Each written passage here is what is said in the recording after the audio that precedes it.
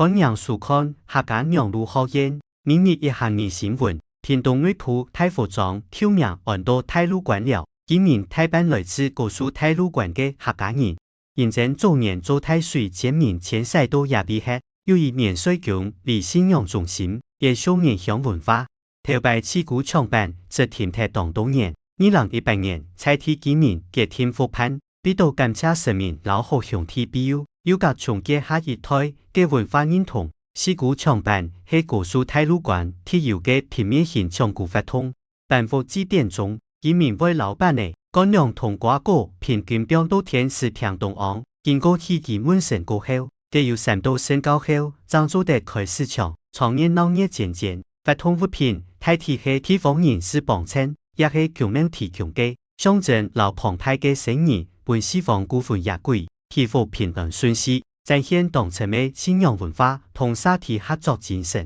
太佛莊今年實踐文化復興，從簽證儀式、延續信仰到時代傳承，展現異鄉同在地嘅文化相連，愛老傳統在地成長，繼續發光。以上係客家釀如何演嘅報道，接下來會教大家根本日曆明日一行年出去。青葉班，